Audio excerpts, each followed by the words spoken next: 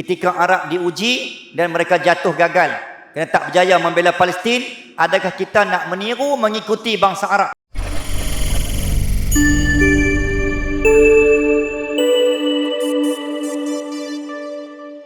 Bismillahirrahmanirrahim. Assalamualaikum warahmatullahi wabarakatuh. Al-Fatihah.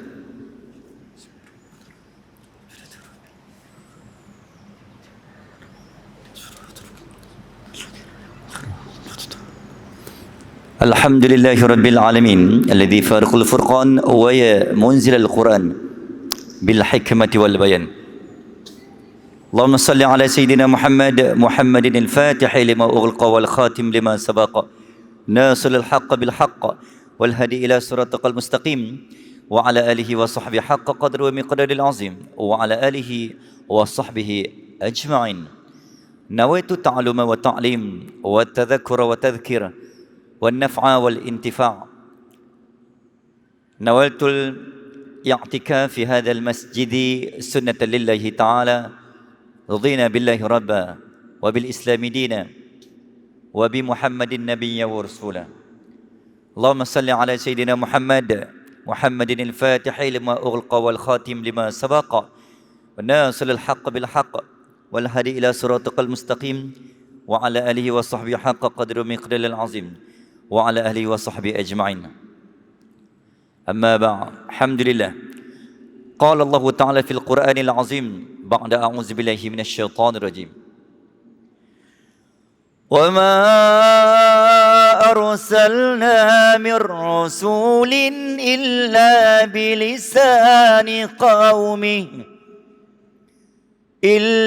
بلسان قومه ليبين لهم فيضل الله من يشاء ويهدي من يشاء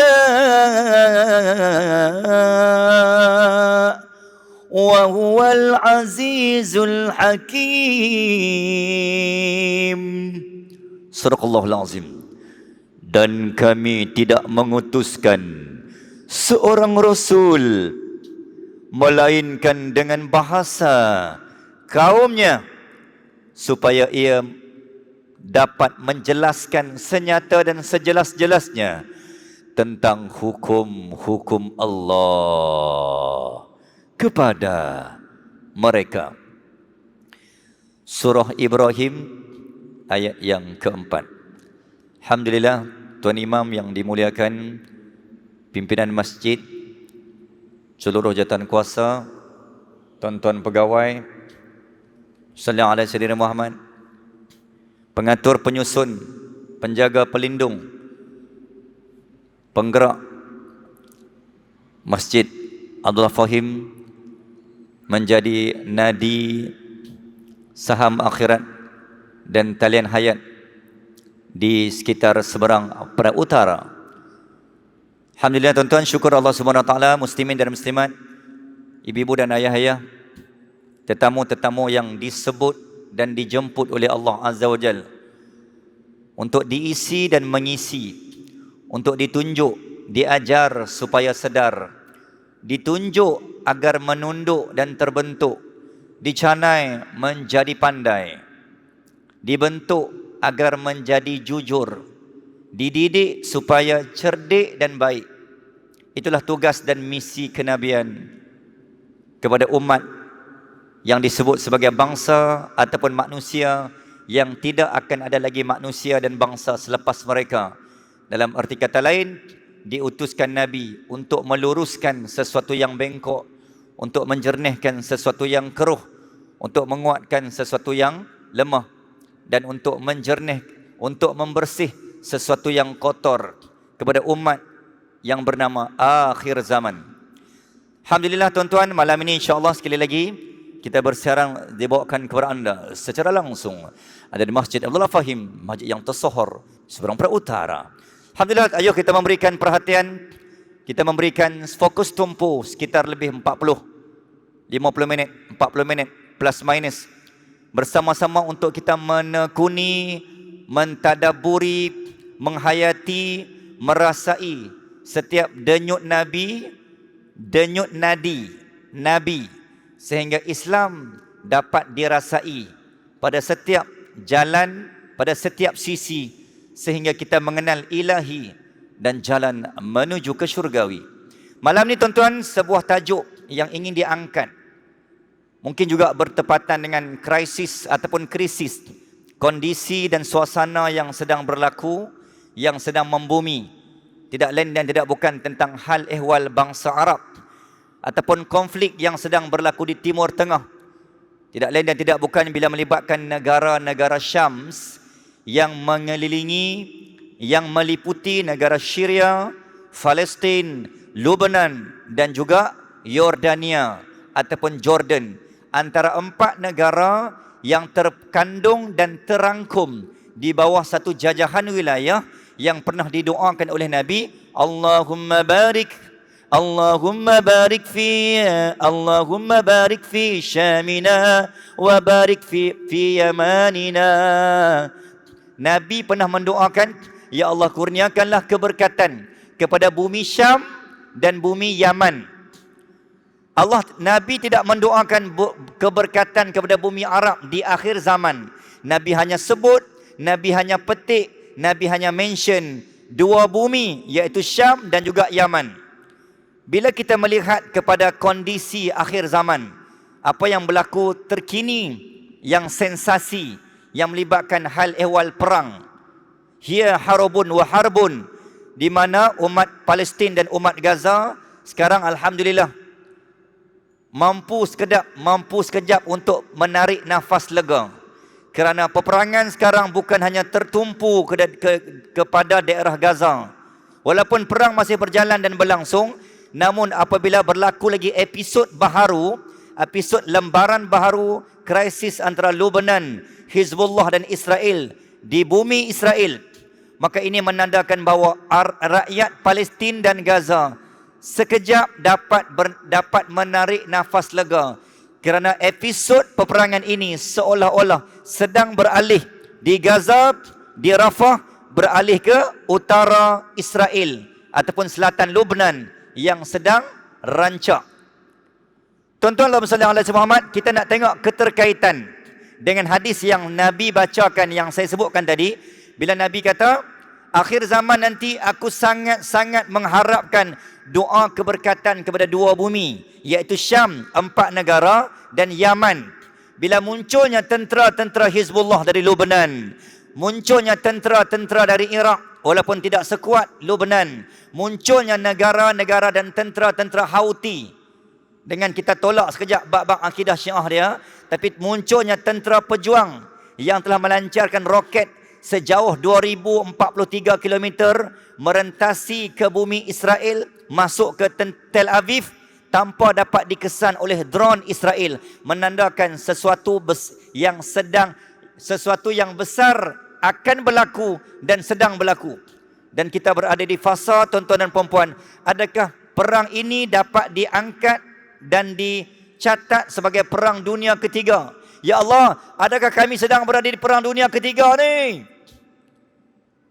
Kami geng-geng bertam balik duk lena lagi ni, duk masa nak makan nasi kandang tambah lagi ni. Yang Arab tengah bergolak, yang kami tengah duk lena. Adakah ini perang dunia ketiga? Adakah perang dunia ketiga itu perang yang melibatkan semua bangsa di dunia? Tuan-tuan dan puan-puan muslimin dan muslimat rahimakumullah. Jadi bertepatan dengan itu, saya nak bawa fokus tumpu perbincangan kita hari ini, di mana negara Arab dan apakah status konflik yang berlaku di Timur Tengah. Now, let us start our discussion. Bila berbicara tentang bangsa Arab, bila kita buka lembaran dan kita bongkar sejarah, bangsa Arab ni bangsa yang tertua di dunia dari segi penemuan DNA. Tuan-tuan dan puan-puan, untuk rekod, ada 2 DNA yang ditemui oleh jabatan dipanggil Table of Nation yang mengkaji populasi DNA manusia yang pernah wujud di muka bumi. Yang pertama, DNA tertua di dunia bangsa Arab, dan yang kedua selepas Arab adalah bangsa Jawi ataupun bangsa Melayu, diangkat dan dinobat sebagai DNA tertua yang kedua selepas bangsa Arab. Maksudnya Arab Melayu adalah dua bangsa yang sangat bukan kaleng-kaleng, yang sedang diberi perhatian oleh Yahudi, yang sedang diberi perhatian oleh Rom, yang sedang diberikan perhatian oleh Yunani. Bangsa Parsi sedang memberikan perhatian kepada dua DNA bangsa, kerana mereka ni adalah bangsa tertua di dunia. Arab dulu, baru Melayu. Ini bukan Ustaz Manis yang sahkan, ini yang disahkan, yang ditashihkan pengkaji DNA Table of Nation yang mengkaji tentang DNA suku bangsa yang wujud di atas muka dunia. Tuan-tuan, membuka lembaran kisah dan sejarah bangsa Arab. Daripada 124,000 Nabi, out of 313 Prophet Rasul, hanya 25 orang Nabi dan Rasul yang Allah catat, yang Allah angkat, yang Allah tulis, yang Allah mention directly in the Holy of Al-Quran. 124,000 Nabi itu, hanya 25 Nabi yang Allah mention dalam Al-Quran. Sallallahu alaihi wasallam. Daripada out of 25 Prophet yang wajib kita faham, yang kita tahu sejak belajar zaman Quran Tajwid sekolah rendah dari tuan-tuan, ada hanya 4 Nabi yang berbangsa Arab. Out of 124,000, there are 4 only Nabi yang berbangsa Arab. Arab nation hanya 4. Nabi Hud, Nabi Saleh, Nabi Syuaib, dan juga berakhir dengan Nabi Muhammad sallallahu alaihi wasallam. The rest of that, selebihnya tuan-tuan, 123,988 Nabi-Nabi, dia punya nation, IC Nabi itu datang dari bangsa Israel, Bani Israel, bukan Arab, non-Arab. Muslimin dan muslimat rahimakumullah, Arab ini pernah muncul sebagai bangsa terkuat. Wa tu'izzu man tasha' wa tudhillu man tasha'. Allah kata, mana-mana bangsa yang mengangkat agama, di situ dia layak menggenggam dan menjadi mulia. Ketika Nabi dilahirkan, wa ma arsalnaka illa rahmatan lil alamin. Bila Nabi lahir, Arab yang hina bertukar menjadi mulia, Arab yang dosa bertukar menjadi pahala, Arab yang low class bertukar menjadi high class. Maka antara the mission, one of the mission, the messenger of Prophet Rasulullah sallallahu alaihi wasallam, antara tujuan misi diutuskan Nabi adalah mengupgrade sesuatu yang downgrade. Boleh faham? Nabi tujuannya apa? Untuk angkat sesuatu yang low class, antaranya bangsa Arab. Sebab bangsa ni bangsa yang low class, yang Allah tak pandang. Sebab apa? Sebab mereka mencipta Tuhan sendiri yang namanya berhala, 360 jumlahnya, sekitar Kaabah. Bangsa Arab ni tuan-tuan, siapa yang mula? Yang memulakan adalah Nabi Allah Ismail. Nabi Ismail bukan Arab, Nabi Ibrahim bukan Arab. Tetapi ketika penghijrahan Nabi Ismail ditinggalkan oleh ayahandanya, maka perkahwinan pertama Ismail dan Bani Jurhum di Arab Badui ketika itu melahirkan 12 suku bangsa Arab. Daripada 12 suku bangsa Arab itu tuan-tuan, lahirlah keturunan Adnani, Nizar, Ma'ad, Mudar. Dari keturunan ini lahirlah Muhammad ibnu Abdullah ibnu Abdul Muttalib, Hashim Abdul Manaf, sampailah Ibrahim alaihi salam. Maka tuan-tuan dan puan-puan, pada zaman Nabi Ismail sampai ke Mudar, bumi Mekah is so clean, no berhala, no arak, no judi, no animisme, no api, no sembahan majusi, no way. Waktu tu bumi Mekah ni clean. Wa yuzakkihim. Sebab apa? Sebab Nabi Ismail berjaya mengurus tadbir, pentadbiran dan hal ehwal Mekah sampai ke keturunan Mudar. Mudar ni yang melahirkan Nabi Muhammad, Nabi kita. Waktu tu Mekah ni, Kaabah tidak ada berhala. So macam mana berlakunya berhala di Mekah ni tuan-tuan? Ni sebelum cerita Nabi Muhammad, sebelum nak sampai ke cerita Israel Yahudi hari ni. Kenapa berlaku konflik? Saya ringkaskan padat. Ketika Mudar berlakunya satu peperangan dengan Bani Khuza'ah. Pemimpin Bani Khuza'ah namanya adalah, pemimpin Bani Khuza'ah nama dia Amru bin Luhai. Ketika dia pimpin Bani Khuza'ah, berlaku peperangan, the big war between Khuza'ah dengan Bani keturunan Nabi Muhammad, Mudar. Lawan punya lawan, akhirnya Bani Khuza'ah menang. Ketika Bani Khuza'ah menang, tuan-tuan, muncul seorang pemimpin Arab namanya Amru bin Luhai. Ketika dia berjalan sampai ke negara Syam, terjumpa dia dengan tokong-tokong, patung-patung yang pernah disembah pada zaman Nabi Nuh dan zaman Nabi Ibrahim. Dan dialah yang menjadi one of the men, one of the orang yang lelaki yang bertanggungjawab untuk pikul bawa balik berhala-berhala dari negara Syam sampai ke tanah Mekah. Maka kalau ditanya, tuan-tuan, siapakah the CEO, siapakah pengasas, siapakah penganjur, siapakah orang pertama yang mula-mula meletakkan satu berhala di sekitar Kaabah? Namanya Amru bin Luhai. Dalam sejarah orang lelaki yang duduk disiksa dalam neraka, tuan-tuan cek dalam kitab sirah, diceritakan Amru bin Luhai adalah antara manusia yang terpaling siksa dalam neraka. Dalam banyak-banyak Abu Jahal, Abu Lahab, Abu Sufyan dan Abu yang sewaktu dengannya. Amru bin Luhai adalah manusia yang terpaling teruk. Sebab apa? Hanglah punca kejadian yang menyebabkan Mekah itu kotor, tercemar dan tercalar. Kesucian Mekah sejak zaman Nabi Ismail lagi. Hang punya kuasa. Maka siapa yang memulakan kebaikan, orang lain dia tiru, kebaikan tu pahala dapat kat dia. Man dalla ala khair falahu ajruhu kafa'ili. Siapa yang memulakan dosa dan dosa pun ditiru oleh orang lain, maka seluruh pahala keturunan tu dapat kat hang. Maka selagi mana ada maksiat dan sembahan berhala di Mekah, dosa tu mengalir pada Amru bin Luhai abadan abada. Sehinggalah tuan-tuan dan puan-puan, muncullah zaman Abdul Muttalib bin Hashim Abdul Manaf, Tok Wan Nabi. Bila sampai zaman Tok Wan Nabi inilah, tuan-tuan, Allah nak bagi signal akan lahirnya seorang lelaki yang akan wa yuzakkihim wa yuallimuhumul kitab wal hikmah wa yuzakkihim. Seorang lelaki dari keturunan Ibrahim yang akan membersihkan segala kekotoran di Mekah. Maka punca kuasaan itulah, tuan-tuan, lahirlah Nabi Muhammad 9 atau 12 Rabiul Awal. Maka Nabi lahir membawa dua misi, iaitu dakwah dan daulah. Tuan-tuan, apa kelebihan bangsa Arab? Nabi bersabda, Allah telah memberikan kelebihan dan privilege kepada bangsa aku 7 perkara yang bangsa lain tak ada. Yang pertama, aku adalah seorang daripada mereka. Nabi kata, dalam bangsa 12 suku bangsa Arab tu, salah satu namanya Quraisy, Kinanah, Fihir, Hashim. Dari keturunan itu aku lahir. Maka bangsa Arab mulia kerana aku dilahirkan dari keturunan mereka. Laqad ja'akum rasulun min anfusikum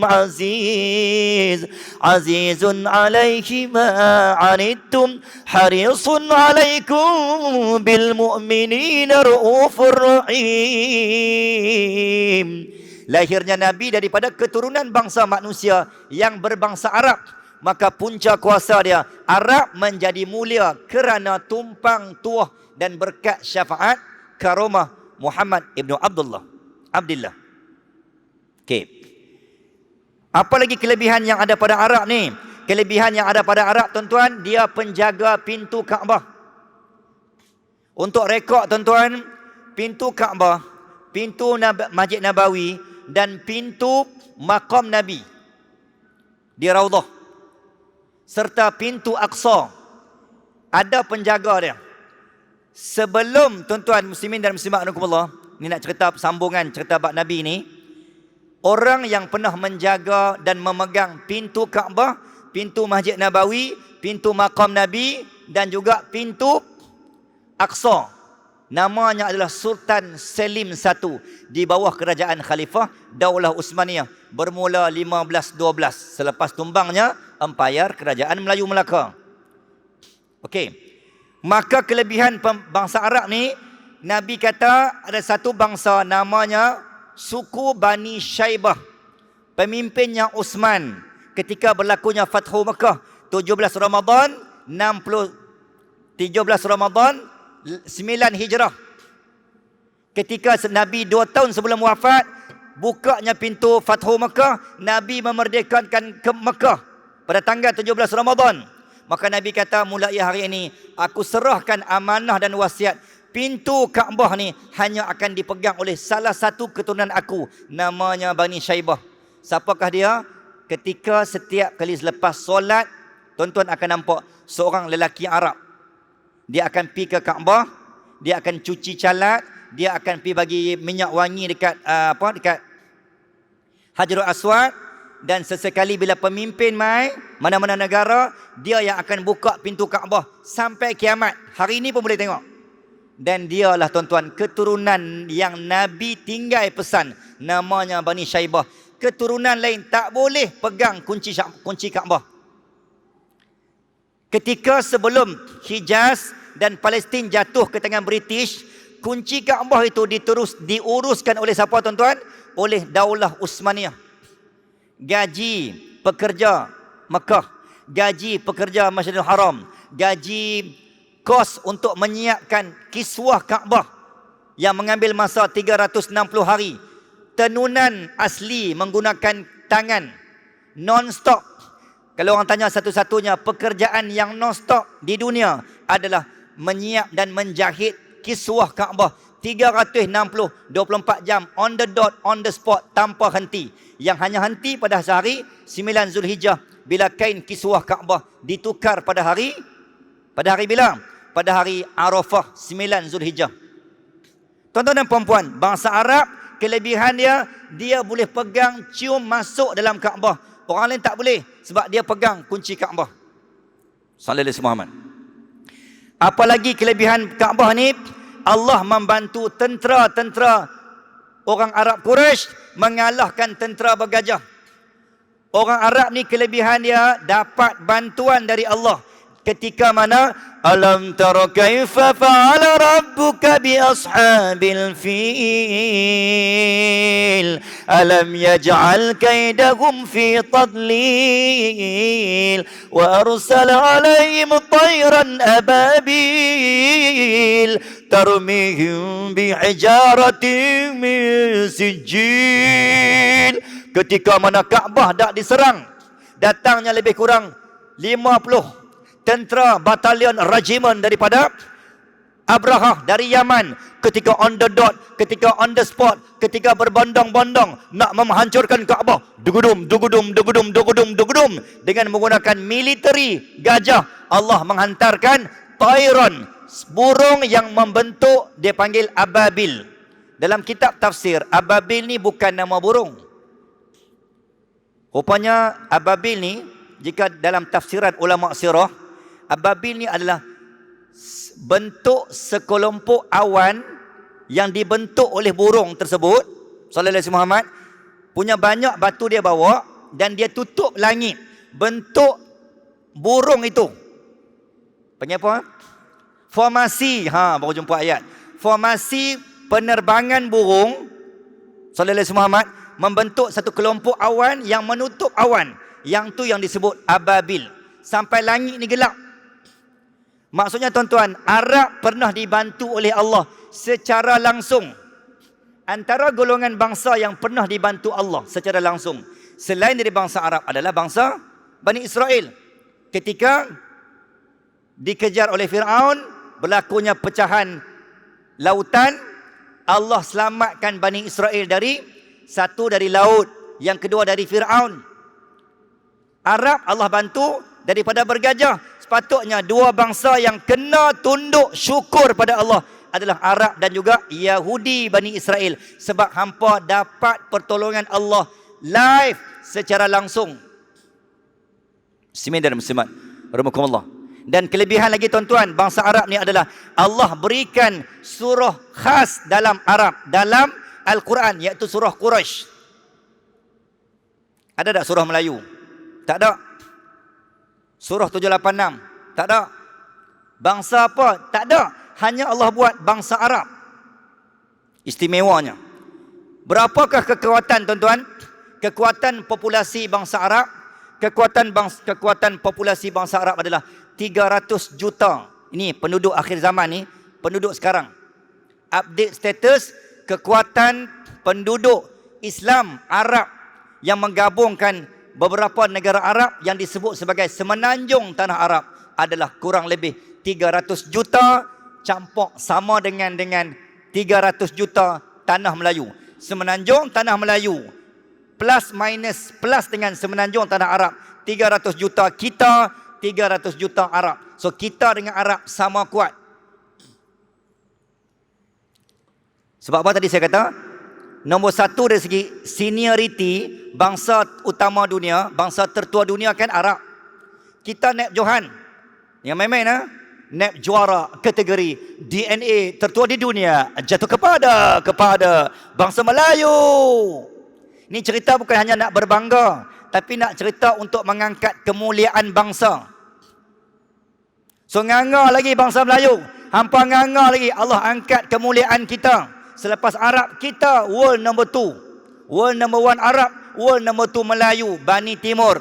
That is why Alfonso dari Portugis, Jane Van daripada Belanda, George IV daripada Inggeris, kenapa mereka attack sangat tanah Melayu Bani Jawi ni? Sebab kita world number 2. Lepas hampa pergi settle Arab, hampa kena settle geng-geng Bani Timur ni. Sebab mereka ada kekuatan selepas Arab. Sebab tu bangsa kita, negara kita, wilayah kita sedang di-attack dan diserang hendak dari segenap penjuru. So tak mustahil bila berlaku isu di Beting Patinggi Ali dekat Sarawak, krisis dengan China, tak terkejut dan tak, orang kata apa? No wonder berlaku sebab negara wilayah ini memang sedang di-attack. Orang nak sangat menjadi rebutan. Kalau tidak tuan-tuan, Nabi tak bagi perhatian. Wilayah kita ni, Nabi pesan dekat Saidina Qis dan Qas. Nabi pesan dekat Abdullah bin Abi Waqqas, adik kepada Sa'ad ibn Waqqas. Hampa jaga tahu tanah timur ni, hampa jaga tahu wilayah timur ni, lepas aku tak ada, Islamkan kawasan tu. Pasal apa Nabi bagi signal hampa jaga laluan timur. Walaupun Nabi tak sebut secara langsung Penang, Kedah, tanah Melayu. Memang Nabi tak sebut, tapi Nabi sebut min qibalil masyriq, wilayah timur. Okey. Muslimin dan muslimat rahimakumullah. Apa lagi kekuatan dan kelebihan bangsa Arab tuan-tuan? Allahumma salli ala sayyidina Muhammad. Kekuatan Arab tadi saya kata disebut dalam Al-Quran. Kekuatan bangsa Arab lagi, Arab ni dia punya kelebihan dia ada roh nubuwah sebab Nabi pernah lahir di celah-celah dia. Nabi lahir bangsa Arab. Tuan-tuan ingat satu cerita, saya rasa mungkin kita pernah sebut. 2005-2006, seorang lelaki Selangor. Kita ulang kaji balik. Dia mengaku seorang menjadi Nabi bangsa Melayu. Siapa ingat? Nabi Melayu. Dia kata apa? Arab sudah ada Nabi, Yahudi sudah ada Nabi, Israel sudah ada Nabi, kita Melayu tak ada Nabi. Lah dia bangkit, orang Rawang. Ada orang Rawang sini? Dia mengaku dia tu Nabi Melayu. Surah Yasin turun kat dia. Ditangkap oleh Jais dan dimasuk dalam pusat pemulihan akidah. Rasanya dah lepas dah kot. Mungkin dah dibebaskan. Cerita lama kan, 2005-2006. Yang hak lawaknya tuan-tuan, ketika dia mengaku dia tu Nabi Melayu untuk bangsa Melayu, waktu dia buat press conference kata dia tu Nabi, kalau tuan-tuan ingat, pakai baju kemeja kotak bunga-bunga, seluar Yankee, sikat buah kat belakang, rambut belah tepi, putih, mengaku Nabi. Budak 3 tahun tengok gelak lah. Dia kata, Tok Wan, kalau nak mengaku Nabi, Tok Wan, oi, pilih pakai jubah ke apa, buah celak sikit lebih kurang. Lilit serban ke apa, tasbih kat tengkok, mengaku Nabi, logik lah juga. Ni hang pakai seluar Yankee, baju kotak-kotak bunga, sikat buah belakang, tie-in pula tu. Rambut belah tepi, mengaku Nabi. Aduh, masalah sungguh. Ni orang kata tak cerdik Tak cerdik nak menipu. Nak menipu tu bagi cerdik sikit lain kali. Hang pergi mengaji ilmu nak menipu orang kata. Nak menipu orang tu biarlah cerdik sikit kan. Sallallahu alaihi Muhammad. Muslimin dan muslimat dah ditangkap dan saya tak tahu lah apa jadi dah. Nama apa? Pak Cik Kahar. Dalam kurungan memang nama sebenar. Muslimin dan muslimat rahimakumullah. Okey. Kekuatan bangsa Arab ni tuan-tuan, kelebihan bangsa Arab, dia suka bergaduh. Dengar elok Dengar, jangan override dan over apa bagi? Jangan silap faham kepada apa yang saya sebut. Bangsa Arab ni dia mudah panas. Cepat panas. Bila cepat panas, dia suka bergaduh.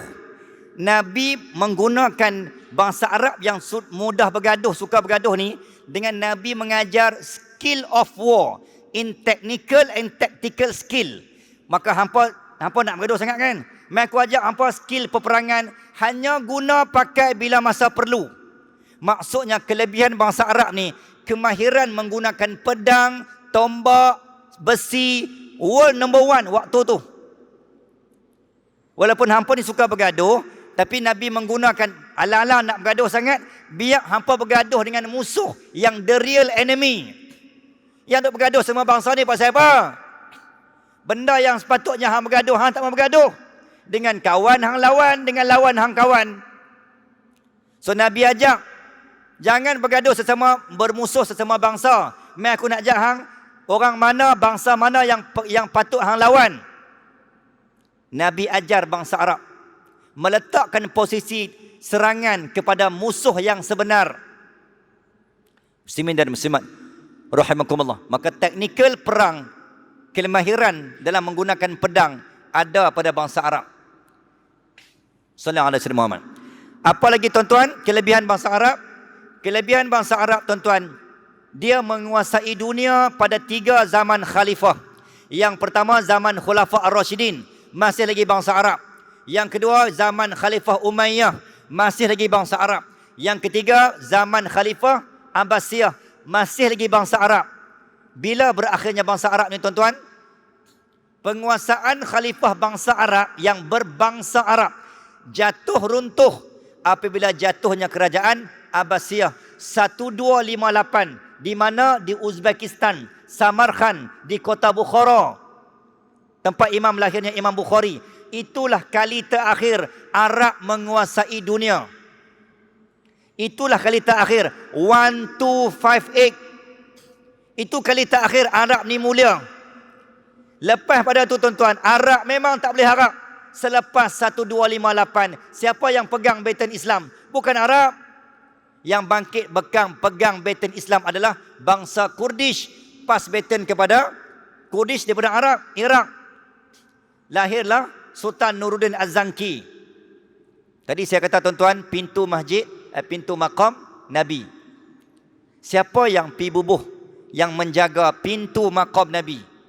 Jawapan dia adalah Sultan Nuruddin Az-Zanki, gubernur di Iraq, tok guru kepada Sultan Salahuddin Al-Ayyubi. Saya tak ingat saya cerita ataupun belum tuan-tuan. Tak apa, kita ulang kaji balik. Gubernur ni Iraq ketika itu, ia berbangsa Kurdish, Sultan Nuruddin Az-Zanki, pengasas dinasti Zankiyah. Ayah tok guru kepada Sultan Salahuddin Al-Ayyubi. Apa kelebihan jasa Khalifah Nuruddin Az-Zanki ni? Tuan-tuan ingat kan? Cerita yang bagaimana dia mimpi Yahudi nak curi jasad Nabi. Bila berlaku? Sekitar 1170. Punya concern dia pada Nabi, sedangkan dia duduk di Iraq, di Baghdad, di Iraq. Nabi duduk di Madinah, tapi Allah pilih dia. Dalam mimpi dia nampak Yahudi nak curi jasad Nabi menggunakan terowong bawah tanah. Ringkaskan cerita, dialah lelaki sultan yang menyelamatkan jasad Nabi dari dicuri Yahudi. Tuan-tuan, proses dan percubaan pencurian jasad Nabi ni berlaku sampai akhir zaman. Sebab tu target mereka selepas hancurnya Palestin dan Aqsa, Baitul Maqdis, target area adalah Madinah. Dan jangan terkejut muslimin dan muslimat rahimakumullah, kenapa Yahudi nak Madinah? Sebab di situ ada jasad Nabi. Kerana percubaan mencuri jasad Nabi tidak pernah terpadam dan tidak pernah kita kata apa? Tidak pernah terputus sampai bila-bila. Kenapa mereka nak jasad Nabi? Jasad Nabi akan dijadikan sebagai cagaran di akhir zaman jika mereka berjaya rampas dan curi. Ketika berlaku World War III nanti, Malhamah Al-Kubra, waktu mereka akan keluar bentangkan jasad Nabi. Secara teorinya, mereka nak benda tu berlaku. Tapi sampai hari ini tuan-tuan, Allah tak izin. Semenjak itulah tuan-tuan, Sultan Nuruddin Az-Zanki telah menutup keseluruhan angle makam Nabi. Tidak ada pintu sampai hari ini. Siapa kata dia nampak pintu makam Nabi, itu semua scammer. Kita kan bila pergi Madinah, kan bagi salam kan? Assalamualaikum ya Rasulullah. Assalamualaikum ya Rasulullah. Assalamualaikum ya Rasulullah.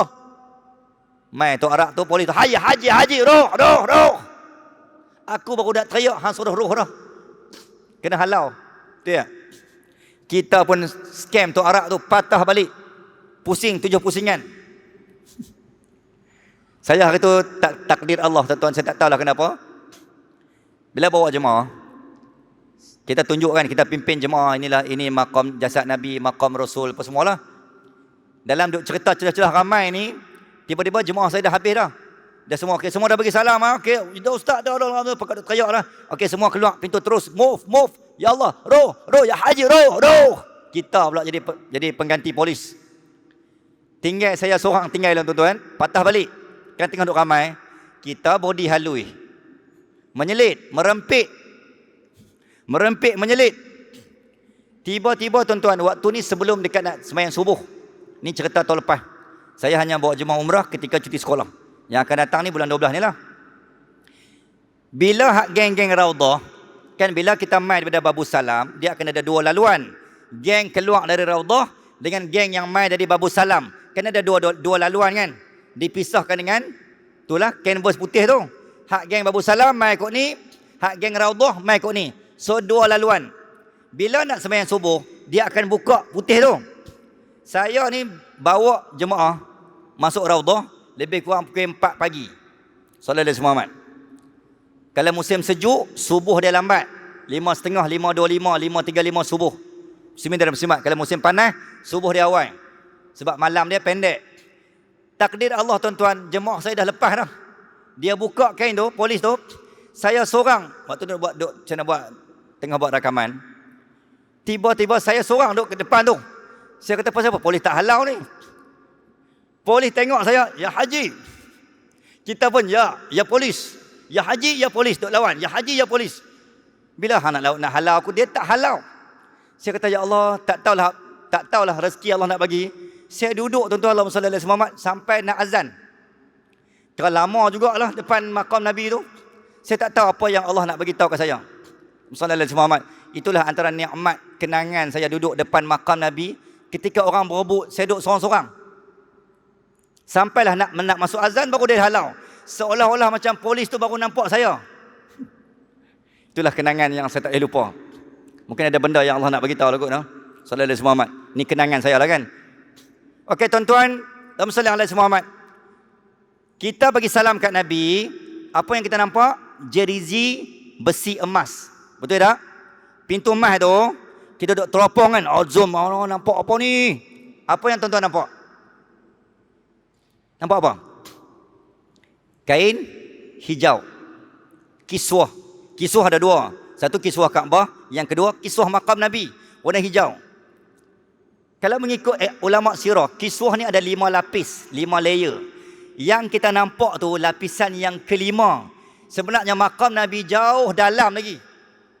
Kita ni duk buat kemas, duk buat mulia. Oh, aku nampak makam Nabi. Hang menipu. Makam Nabi tuan-tuan tak ada pintu.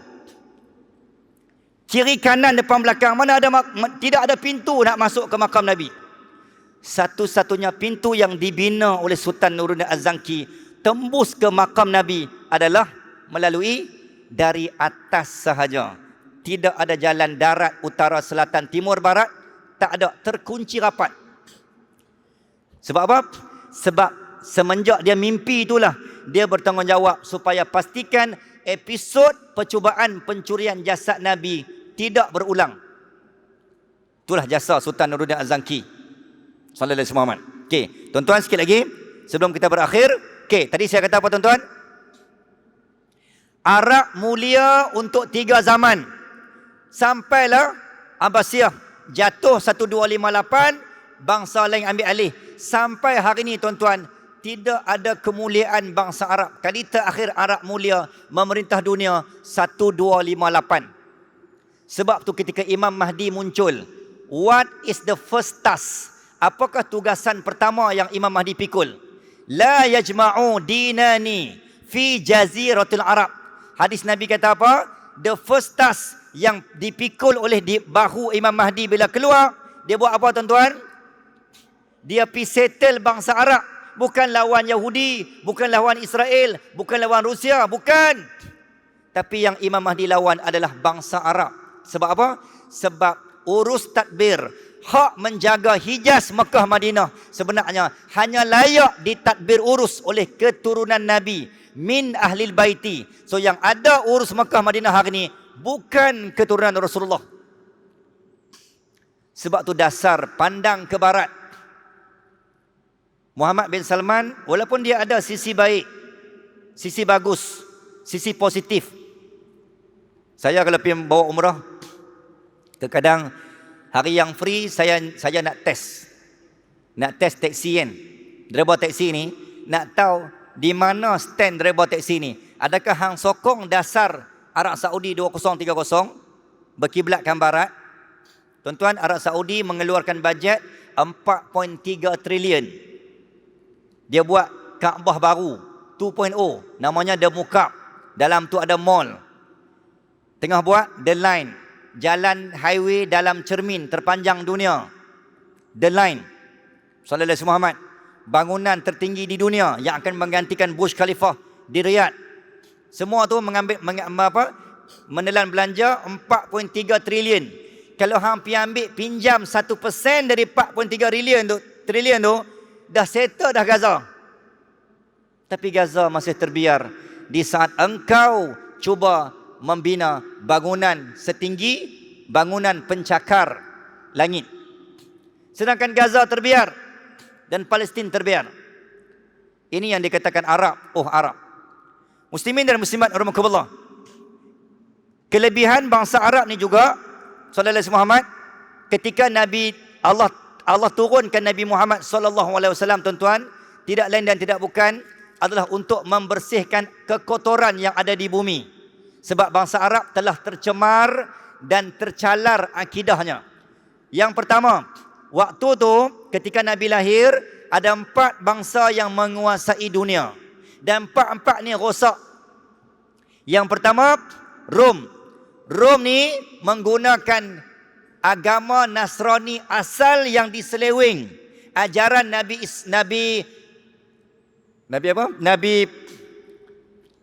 Isa yang telah diseleweng dipegang oleh Rom. Maka Rom sesat. Nabi lahir untuk membetulkan Rom yang sesat agar hampa patah balik kepada Injil yang sebenar, bukan Bible. Yang kedua, bangsa yang kedua, tujuan Nabi lahir ke dunia untuk membetulkan bangsa siapa? Parsi, iaitu Majusi. Dari perkataan Majusi tuan-tuan, lahirlah perkataan magician. Dari perkataan magician lahirlah black magic, menggunakan sembahan berhala, menggunakan api, silap mata.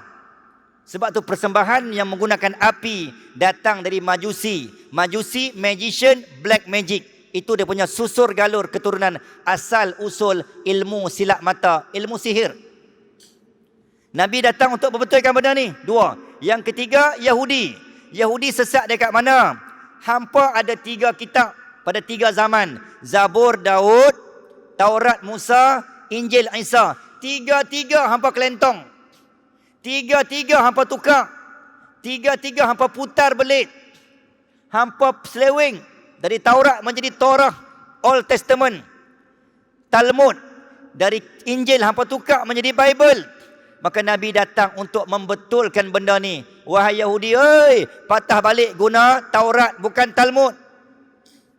Dalam ajaran Talmud itulah tuan-tuan, lahirlah protokol Zionis Yahudi yang kononnya mereka membina dan mencipta naratif bahawa Palestin hak milik mereka. Sebab hang seleweng dah kitab, hang cipta agama, hang tulis sendiri ayat dalam kitab Talmud. Kononnya Palestin tanah yang dijanjikan. Tak ada pun zaman Nabi Musa. Tak ada pun dalam Taurat sebut macam tu. Hang memandai-mandai. Bila orang tak percaya, hang bom. Dan baru ni yang terkini yang tuan-tuan tengok, ketika Benjamin Netanyahu menyampaikan ucapan di United Nations General Assembly, PBB, semua pakat bangkit boykot. Tapi jenis Netanyahu ni memang setan sungguh. Dia tak rasa bersalah dengan apa yang dia perjuangkan. Hari ni tuan-tuan, di Israel hari ni sedang berlaku apa yang Palestin kena. Sebelum Palestin kena serang 7 Oktober, apa Israel buat? Dia menghantar surat agar seluruh Gaza dikosongkan, Dir al-Balah dikosongkan, Khan Yunis dikosongkan, Rafah dikosongkan. Rakyat Palestin terima surat arahan agar keluar, pindah, arahan pindah. Kita arahan pindah bila? Banjir. Mereka arahan pindah perang. Macam mana Palestin rasa dapat arahan surat pindah tuan-tuan? Hari ni Allah buat Israel terima benda yang sama. Bila tentera Hizbullah Lebanon mengeluarkan surat arahan, sila kosongkan kawasan utara Israel kerana kami akan bom bila-bila masa sahaja. Hari ni tuan-tuan, untuk rekod 1.2 juta rakyat Israel telah keluar dari bumi Israel sebagai tanda boikot kepada Presiden mereka Benjamin Netanyahu. Dari 7.5 tinggal 6 juta lebih rakyat Israel. Sebab rakyat Israel dah hilang kepercayaan kepada Benjamin. Allah tarik. Tuan-tuan dan puan-puan muslimin dan muslimat rahimakumullah sallallahu alaihi wasallam. Saya nak tutup dengan bagaimana Arab mula menjadi calar dan tercemar. Ketika berlakunya tuan-tuan Perang Dunia Pertama 1914. Waktu ni Mekah diurus tadbir oleh Bani Hashim, namanya Sharif Hussein. Dia adalah keturunan Nabi yang terakhir yang Bani Hashim mengurus tadbir Masjidil Haram, Masjid Nabawi dan seluruh tanah Hijaz. Dulu disebut Hijaz. Saudi ni siapa yang bagi nama? Siapa yang bagi nama tanah Arab Saudi? Yang bagi nama Arab Saudi adalah Yahudi. Sebab Yahudi yang angkat Saud. Saud berkahwin dengan Yahud. Yahud berkahwin dengan Saud. Lahirlah Arab Saudi. Al-Mamlakatu Saudi Arabiyah. 13 daerah dikumpul Najd ataupun Riyadh. Terbinalah kerajaan Arab Saudi. Yang bagi nama itu adalah Yahudi. Dan sebagaimana yang pernah saya sebut tuan-tuan, kenapa Arab tak boleh terlalu agresif bertindak menyelamatkan Palestin walaupun bancian telah dibuat.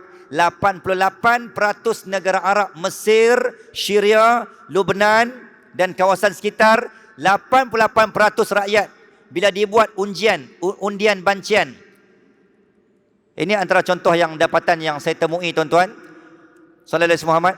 Tinjauan Arab Center for Research and Policy Study 2020 dan 2020 terhadap 338,000 sampai 2024. Negara-negara Arab sebenarnya telah mengundi bahawa 88% rakyat Arab memang tak sokong Israel.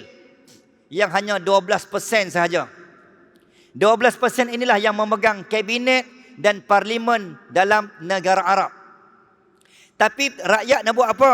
Rakyat tidak mampu untuk bersuara sebab dipegang oleh pemimpin yang pro Israel dan Yahud serta US.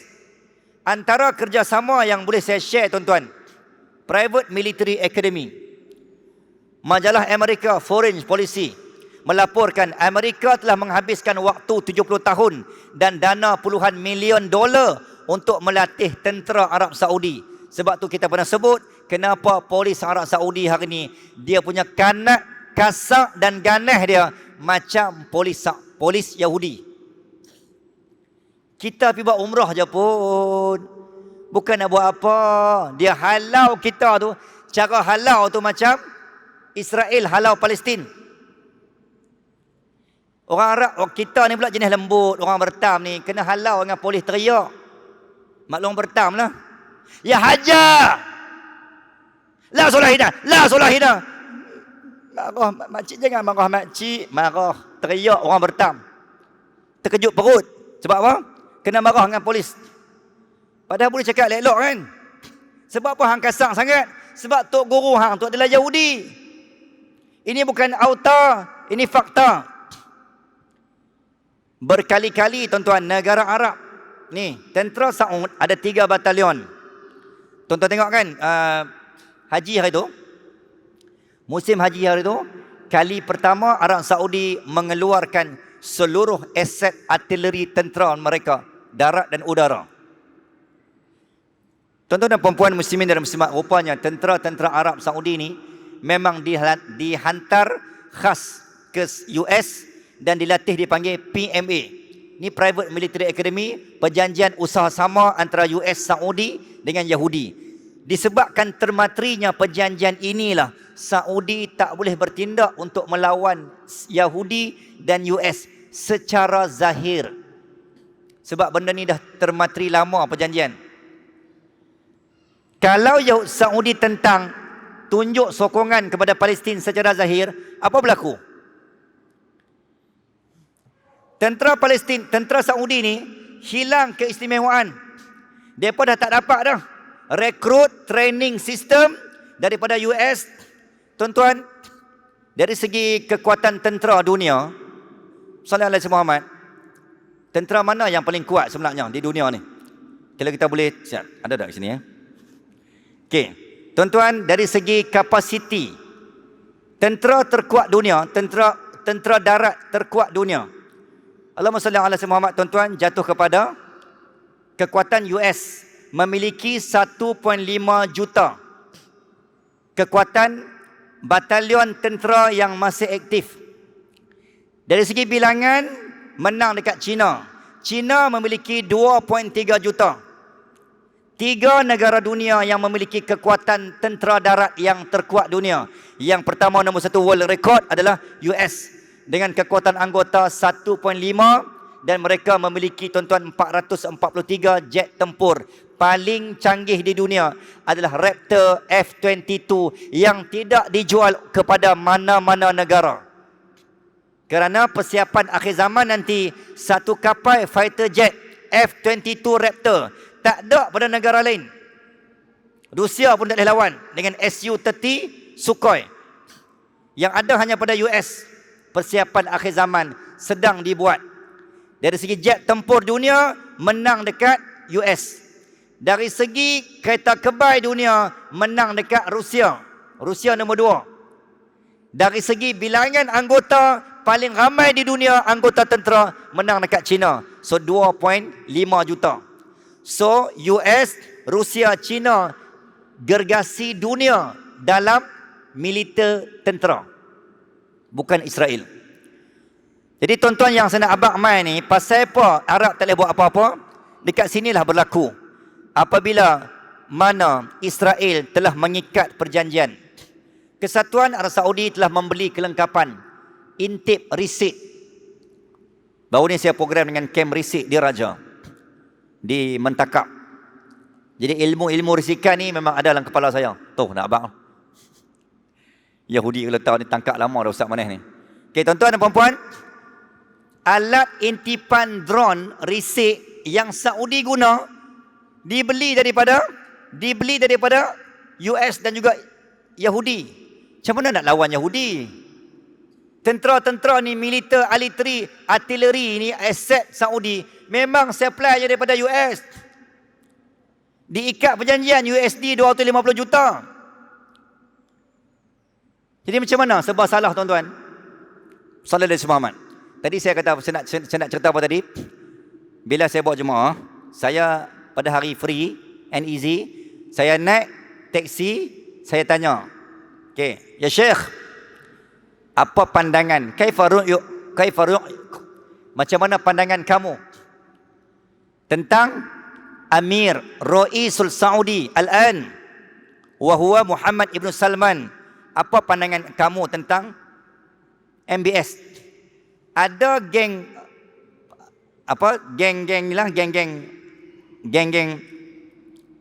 private car ni, geng taksi ni, ada yang sebahagiannya memang mengagungkan, wow, Ahsan, Chris, dia pemimpin baik. Sebab dia mengangkat pusat judi, orang perempuan dah tak boleh pakai tudung. Jadi setengah orang lelaki ni tuan-tuan, dia angkat MBS ni sebagai superhero baru.